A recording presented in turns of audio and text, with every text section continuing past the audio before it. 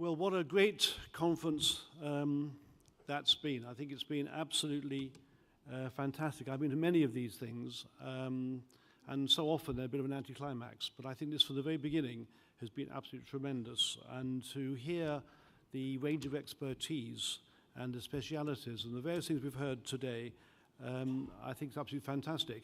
And the effort that it takes to put something like this on is very, very considerable. I'll come back to that in a moment. Can I just say that as an ex-chairman of both Manchester City and Wembley Stadium, I'm very proud that there were two stadia there with the Etihad and Wembley itself, who are great examples of being completely up to date and really almost ahead of the game in terms of accessibility and so on.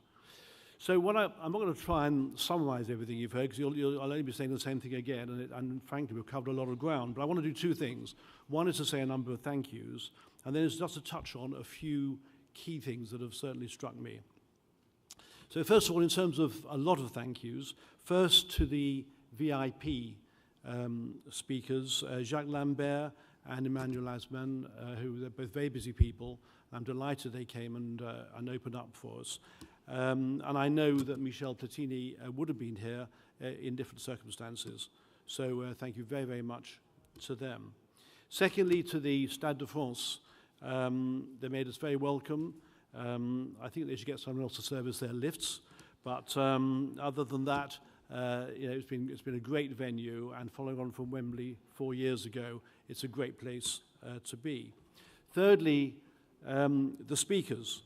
The contributions have been absolutely amazing. Such a great range of expertise, and I have learnt a hell of a lot over this last day and a half, and really enjoyed the contributions as well, and also quite amused in a way that everybody speaks such wonderful English, but always apologizes for their English, when we English can hardly speak a word in any other language.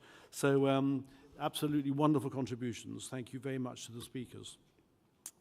Joyce had just referred to my board of CAFE. We are very fortunate to have really quite a high-powered board. We have two members of the House of Lords who are very involved and influential, and in a number of ways are helping to push forward our cause. And although she's my daughter-in-law, I will mention Irina from yesterday, who's done a huge amount of work. She's a lawyer, she's Ukrainian by birth and so on, and I know she's been inspired by being involved with CAFE. And then there's the CAFE team themselves. Now, this CAFE team, who are doing all this work and managed to put this conference on, are just 4 people. And I don't quite know how they've done it, but I'd just like to praise all of them. I think they've done an amazing job.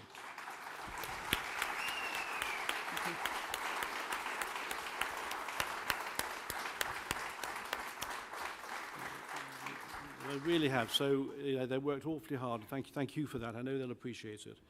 And then we come to Joyce. Well, even though I'm a City fan and she's United, I have to say that she is quite incomparable. I think quite an amazing person. And when she tells her story, that she spent 2 years confined at home when she first became disabled, to see now what she's doing, and I can't get hold of her half the time because she's in an aeroplane most of the time, and the commitment and the expertise and the passion and the drive that she brings to CAFE is quite incredible. We are very, very lucky to have Joyce leading this. And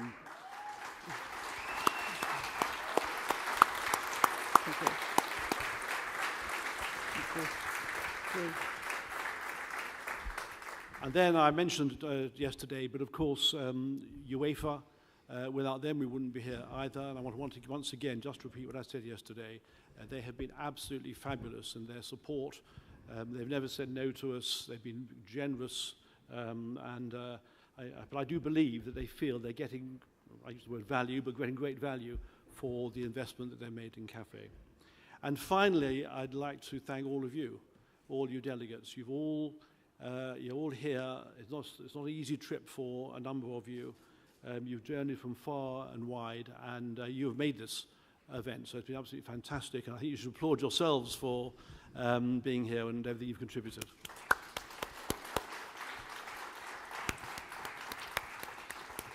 So now I'd just like to touch on a few points that resonate particularly with me. Now the first, I'm looking in this direction, is FIFA.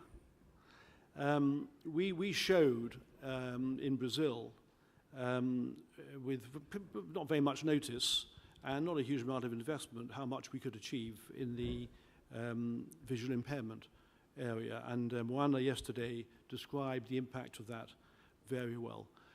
We talked yesterday about 80 million disabled people in Europe, but give or take, I mean, it's difficult to calculate, but there are probably approaching 1 billion, not 1 million, 1 billion disabled people worldwide.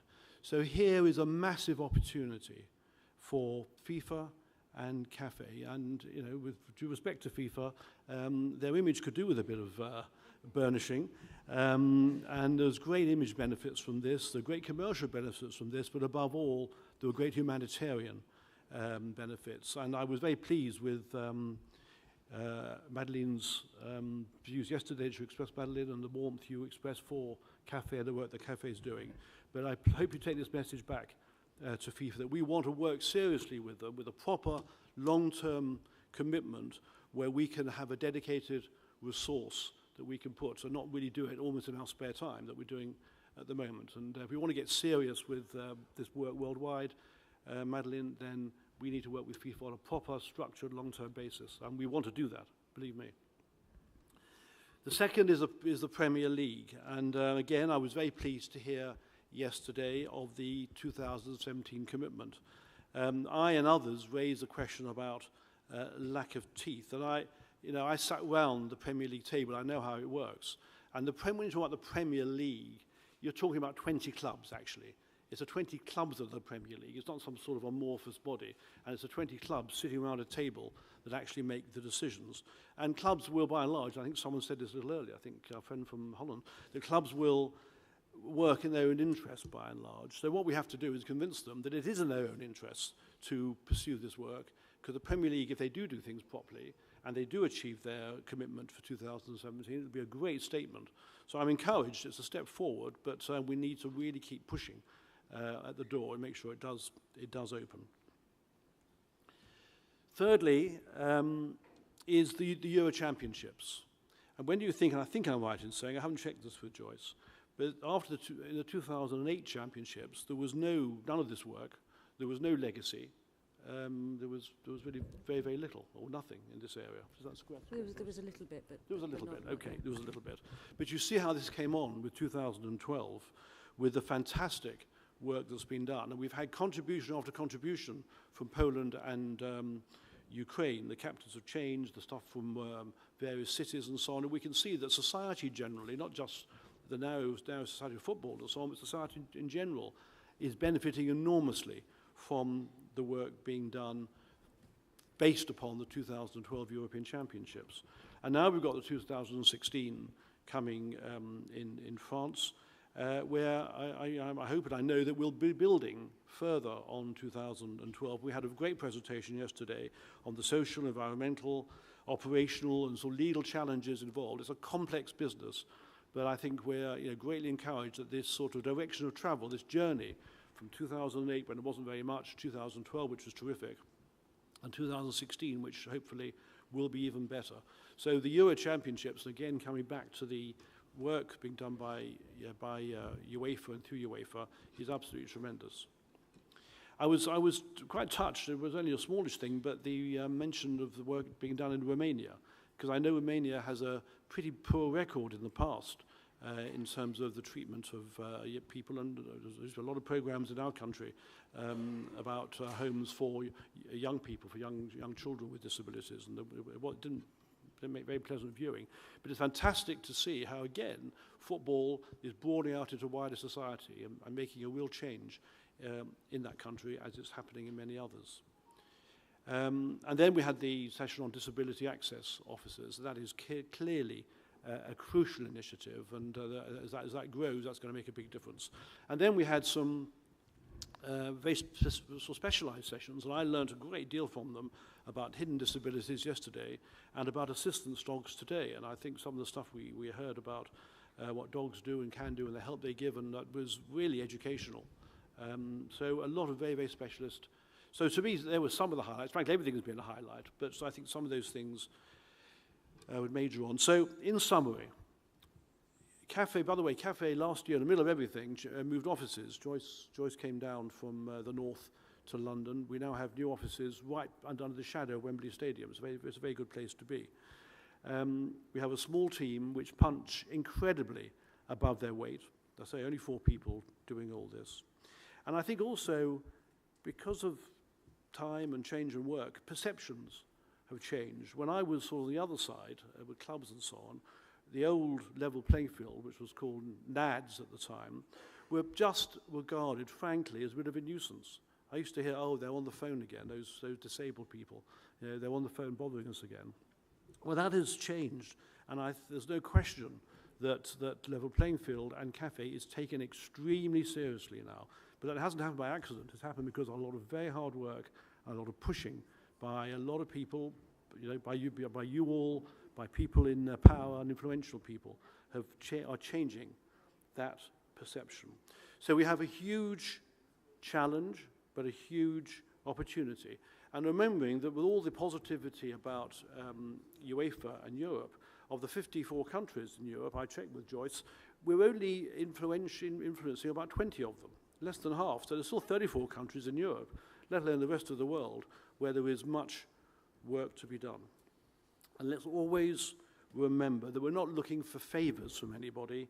We're looking for our basic entitlements, for our human rights. So I would ask you to be inspired, I am certainly, by what you've heard and seen. And remember, I think it's really important that you're not alone. We're here as one extended, wide family. And I think that's so important, because I'm sure there's often a feeling of isolation. And that shouldn't be the case now. There's a great family here working together.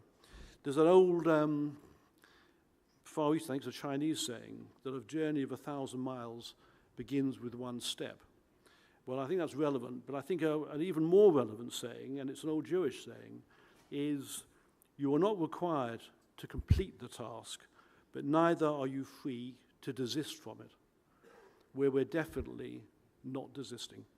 So thank you very, very much. Thanks for being here. Travel well on the way back. Be inspired, and look forward, I don't know when it'll be 2 years' time, or whenever it will be, to the next conference, where I'm sure we'll be seeing a lot more progress. So thank you very, very much. Thanks, Chairman.